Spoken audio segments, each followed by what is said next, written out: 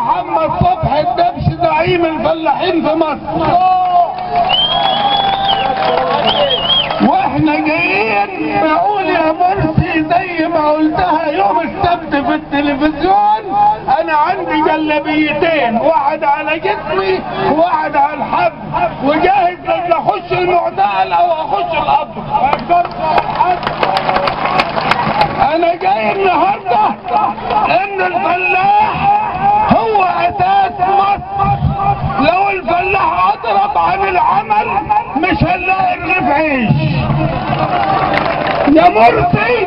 لو الفلاح قلنا له اضرب عن العمل مش هتلاقي رغيف العيش في القصر الجمهوري، لا انت ولا زبدية جهنم اللي حواليك.